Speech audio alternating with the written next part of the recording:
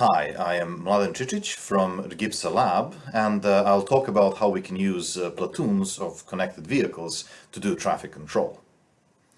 The reason why we typically want to do traffic control in the first place is usually so that we can deal with some traffic congestion. I like to use a local motivating example whenever possible, so this time the example is on M25, which is some 25 kilometers north of the conference venue.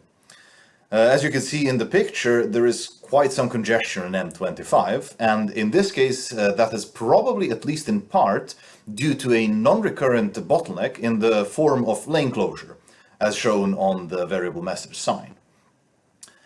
The way the authorities typically deal with congestion at bottlenecks is by employing some classical traffic control methods. And as you can see here, variable speed limits are indeed used on M25. However, the problem with this approach is that these non-recurrent bottlenecks, also such as traffic accidents, can in principle occur wherever and whenever. So it is a bit optimistic to assume that we'll always have the required traffic control equipment available where that happens. In part for this reason, there is a new traffic control paradigm that is emerging in recent years called the Lagrangian traffic control. And we call it Lagrangian because in this case we're using vehicles from within the traffic flow to actually do the actuation and actually the control actions. And you can see on the right side an extreme example of that with a police vehicle performing a traffic brake. In this work, we're in particular interested in platoon-actuated Lagrangian traffic control, and we're asking the question, how can we use these platoons of connected vehicles in order to decongest some bottlenecks and control the traffic more broadly?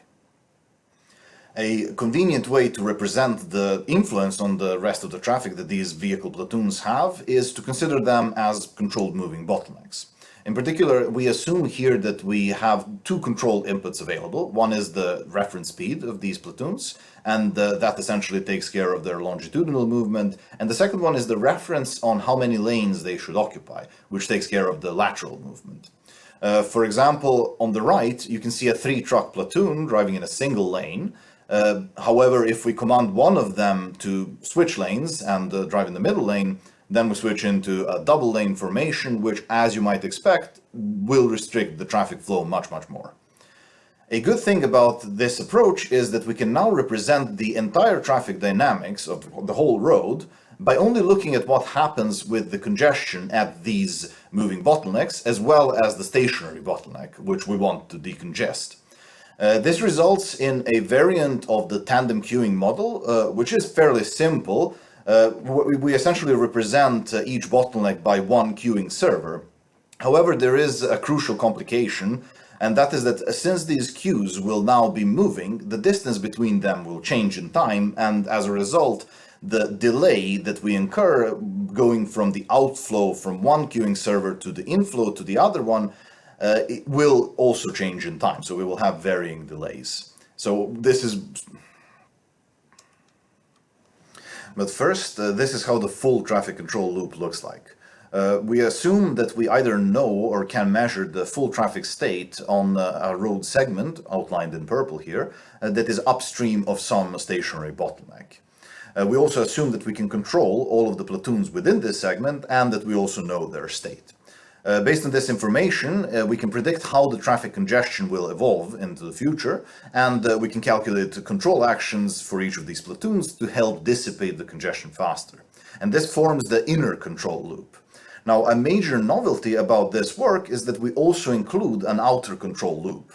So once the control actions are calculated and we predict how much excess congestion we will have at the end, we know how much congestion these platoons are not able to dissipate, and we can use this information to adapt the length of the controlled segment to ensure that the congestion is indeed dissipated and that we do not control an unnecessarily long portion of the road.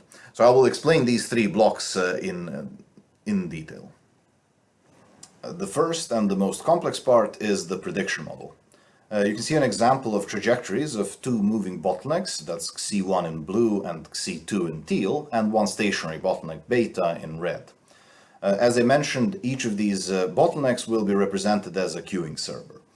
If Qi is on the active queue chain, that's I in calligraphic A, I'll explain soon what that means, then the queue length Ni simply evolves according to the difference between the inflow and the outflow.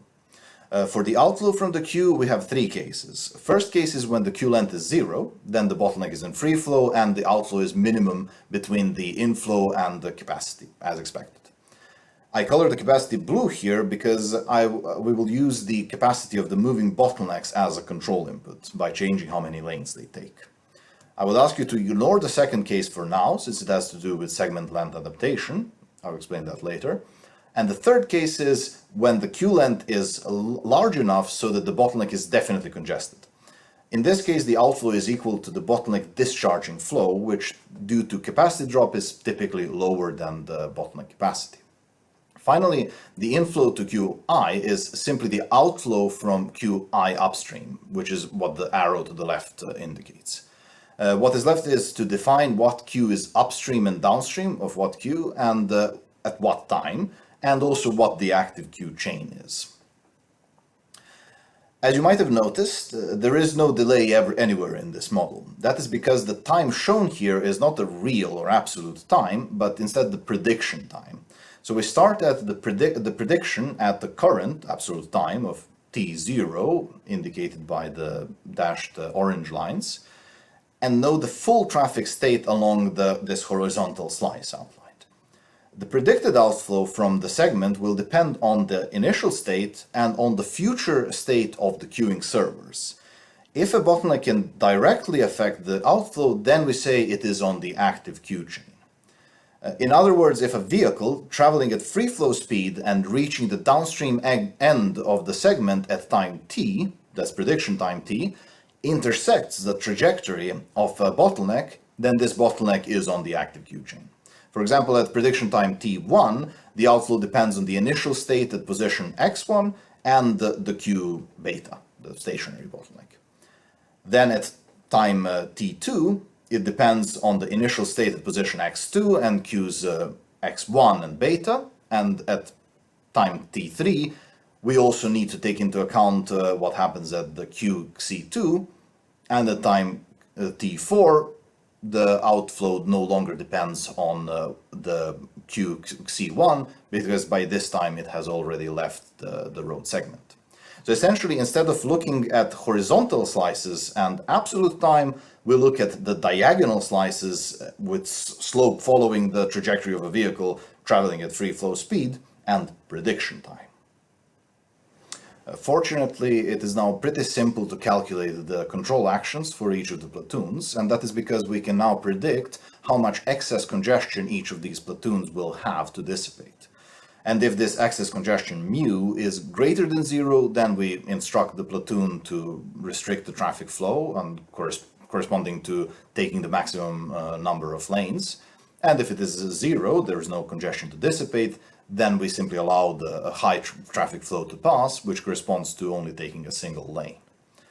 Finally, we only apply the capacity control, which relates to the current absolute time. So the time that we are actually calculating all of the prediction, and then repeat the prediction in the next time step in a receding horizon manner. Now, as you might have noticed, the platoon speed, ECC, does not play a role anywhere in the prediction model, which is because we're using these prediction times.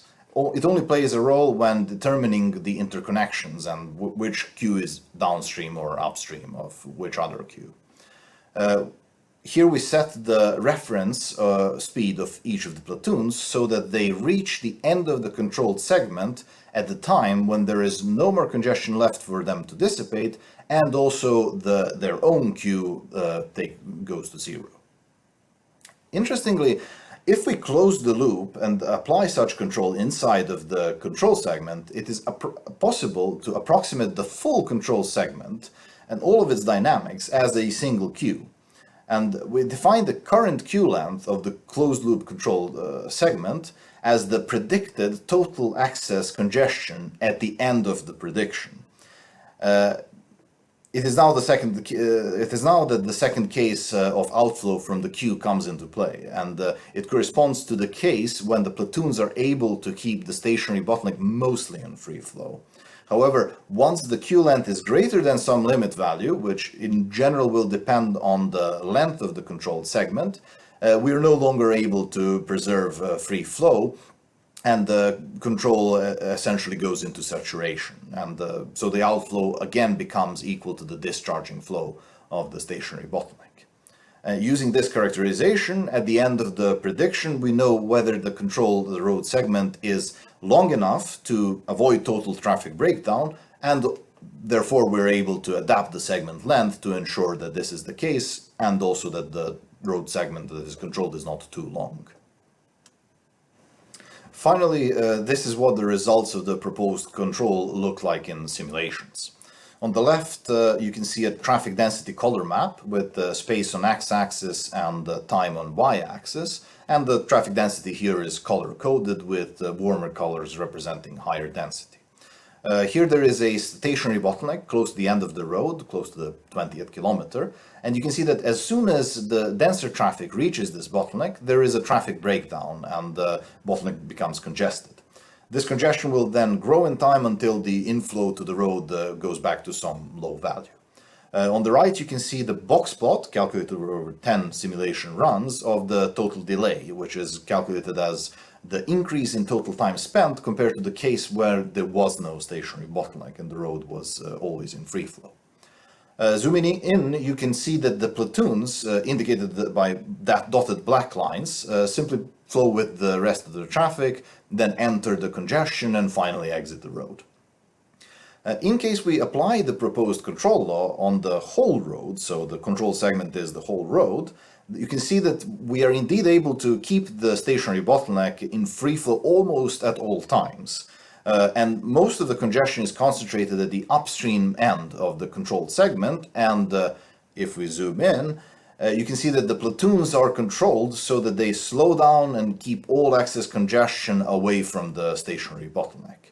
Accordingly, you can see that the total delay incurred in this case is much lower. Finally, if we apply the variable segment length control and adapt the control segment length according to the control needs, the stationary bottleneck does end up being a bit more congested or slightly more frequently congested than in the case of fixed segment length. But you can see that the total incurred delay is pretty close to the case where the whole road was being controlled. And zooming in, you can see that the congestion is kept much closer to the stationary bottleneck, and we do not end up slowing the platoons nearly as much as was in the case in the previous control case. At last, all that's left for me to do is to conclude. I hope that we have shown that the platoons of connected vehicles can indeed be used for traffic control, and that simple queuing models can predict the evolution of the traffic state in this kind of situation. One important thing to note is that for this control, there is no requirement for any additional dedicated equipment, such as variable message signs or things like that, since we solely rely on communication equipment which we can expect to be available anyways. We only require that there are compliant vehicle platoons, and that means that we can apply these types of control wherever we have such vehicles available. For future work, the most direct extension would be to generalize this scenario to include a more complex road network with ramps, merges, diverges, and so on. Also, some classical traffic control methods, or in particular ramp metering, fit in pretty nicely within this control framework that we discussed. So they definitely should be combined with the platoon-actuated control. And with that, I would like to thank you for your attention, and if you have any questions, please don't hesitate to reach out.